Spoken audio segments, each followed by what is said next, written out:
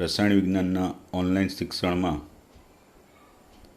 આપણે chapter number 1, 2, 3, 5, 6 પૂર્ણ કર્યા છે.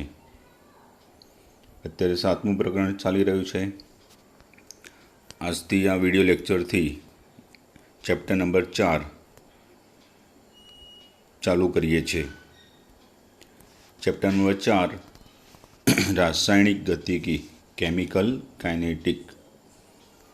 તો એના પ્રસ્તાવનામાં કેટલાક પ્રશ્નો રૂપની માહિતી છે એ જોઈએ. કોઈપણ રાસાયણિક પ્રક્રિયા માટે રસાયણશાસ્ત્રીઓ શું જાણવા અથવા કે શોધવા પ્રયત્ન કરે છે? કોઈપણ રાસાયણિક પ્રક્રિયા હોય એના માટે રસાયણશાસ્ત્રીઓ શું જાણવા પ્રયત્નશીલ છે? તો સૌપ્રથમ ઉષ્માગતિશાસ્ત્ર. કોઈપણ રાસાયણિક પ્રક્રિયા માટે રસાયણશાસ્ત્રીઓ સૌપ્રથમ ઉષ્માગતિશાસ્ત્ર વડે, શાના વડે વાત કરી છે? ઉષ્માગતિશાસ્ત્ર. એ ઉષ્માગતિશાસ્ત્ર વડે આપણે રાસાયણિક પ્રક્રિયા છે એ રાસાયણિક પ્રક્રિયાનું ઉષ્માગતિશાસ્ત્ર વડે રાસાયણિક પ્રક્રિયાનું પ્રાકથન એટલે કે અનુમાન કરી શકાય તેની શક્યતા જાણવા માટે કેવા હોય છે? પ્રયત્નશીલ હોય છે અથવા પ્રયત્ન થાય છે. કેવી રીતે?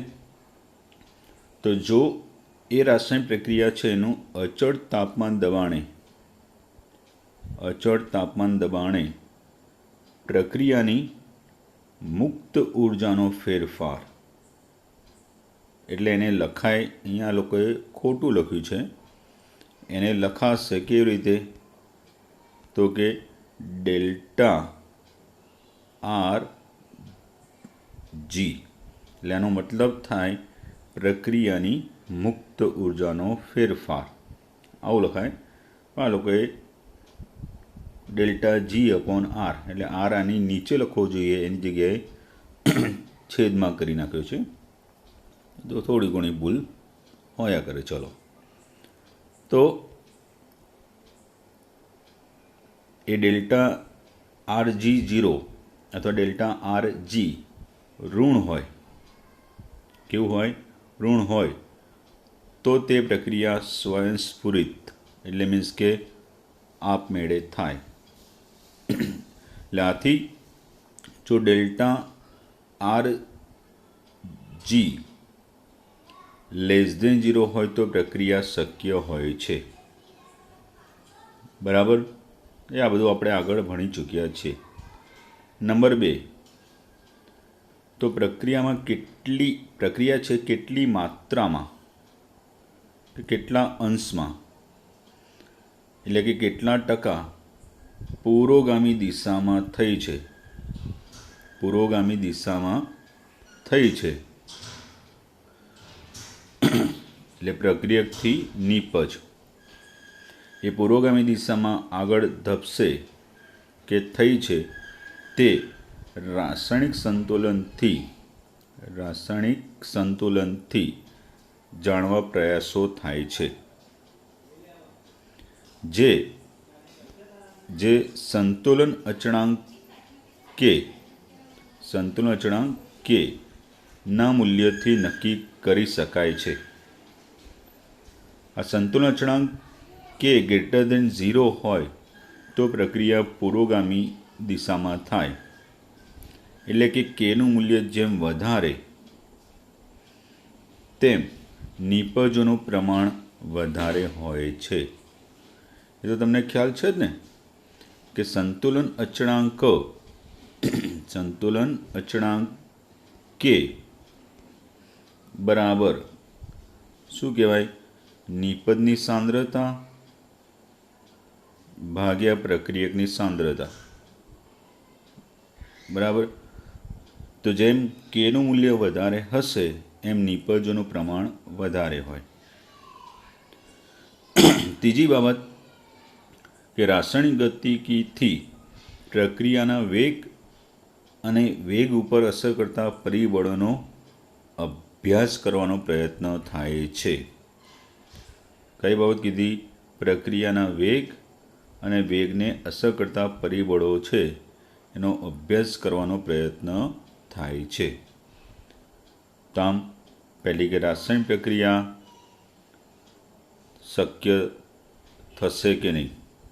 2, શક્ય બનશે તો કેટલા પ્રમાણમાં, કેટલા અંશમાં પુરોગામી દિશામાં થશે.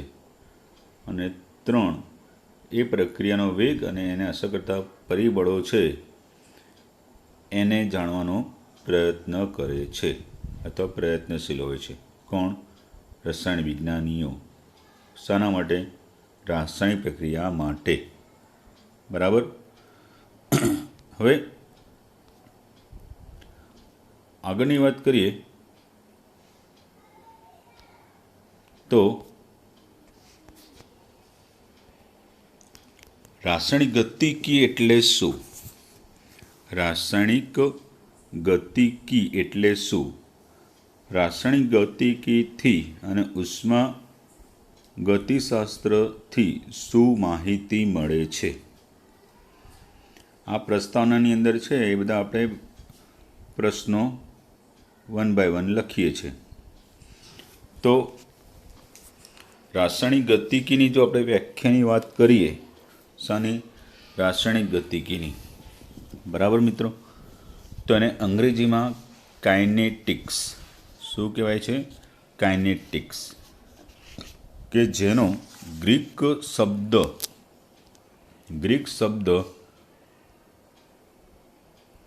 કાઇનેસિસ થાય છે, જેનો અર્થ છે હલનચલન એટલે કે મૂવમેન્ટ.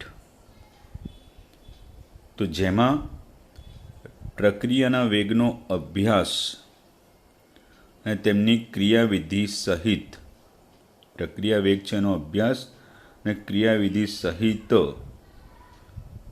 નો અભ્યાસ કરાય છે, તેને રાસાયણિક ગતિકી કહે છે. તો પહેલાં તો અંગ્રેજીમાં કાઇનેટિક્સ થયું, ગ્રીક શબ્દ કાઇનેસિસ થયો, જેનો ગુજરાતી મિનિંગ કરીએ તો હલનચલન એટલે કે મૂવમેન્ટ, ગતિ કે ગતિશીલ. તો એનું વ્યાખ્યા રૂપે કીધું કે રાસાયણિક પ્રક્રિયાના વેગના અભ્યાસ અને ક્રિયાવિધિ, રાસાયણિક વેગના કોઈપણ રાસાયણિક પ્રક્રિયા છે એના વેગના અભ્યાસ અને ક્રિયાવિધિ સહિતની માહિતીનો જે અભ્યાસ કરાય છે એ અભ્યાસને રાસાયણિક ગતિકી કહે છે. બરાબર. હવે આ રાસાયણિક ગતિકીથી નંબર 1 પ્રક્રિયાનો વેગ, નંબર 2 એ પ્રક્રિયા વેગને અસર કરતા પરિબળો, નંબર 3 પ્રક્રિયા પૂર્ણ થવાનો સમય વગેરેની માહિતી મળે છે. શાનાથી? રાસાયણિક ગતિકી. પ્રક્રિયાનો વેગ, વેગને અસર કરતા પરિબળો અને પ્રક્રિયા પૂર્ણ થવા માટેનો સમય, એ બધી માહિતી મળે છે. ઉષ્માગતિશાસ્ત્રથી, તો ઉષ્માગતિશાસ્ત્રથી રાસાયણિક પ્રક્રિયાની શક્યતા વિશે, ઉષ્માગતિશાસ્ત્રથી રાસાયણિક પ્રક્રિયાની શક્યતા વિશેની માહિતી મળે છે કે પ્રક્રિયા આપમેળે થશે કે નહીં, થશે તો કેટલા પ્રમાણમાં થશે, એ માહિતી ઉષ્માગતિશાસ્ત્રથી મળે છે. એટલે અહીંયા ઉષ્માગતિશાસ્ત્ર અને રાસાયણિક ગતિકી કેવા થયા? એકબીજાને પૂરક પણ એકબીજાને અલગ પણ. કઈ રીતે? કે ઉષ્માગતિશાસ્ત્રની મર્યાદા કે પ્રક્રિયાના વેગ વિશે જાણી શકાતું નથી, તે રાસાયણિક ગતિકીથી જાણી શકાય. અને રાસાયણિક ગતિકીથી કે પ્રક્રિયાની શક્યતા એટલે કે પ્રક્રિયા સ્વયંભૂતા આપમેળે થશે કે નહીં એ નથી જાણી શકાતું, એના વેગ વિશે જાણી શકાય છે. એટલે એકબીજાની મર્યાદા એકબીજાથી જાણી શકાય છે. એટલે એકબીજાના શું થયા? પૂરક, પણ એકબીજાથી પાછા જુદા પણ છે. તો આ રાસાયણિક ગતિકી શું એના વિશેની વાત કરી, બરાબર. રાસાયણિક ગતિકી એટલે શું એના વિશેની આપણે વાત કરી છે, બરાબર. આગળની વાત કરીએ તો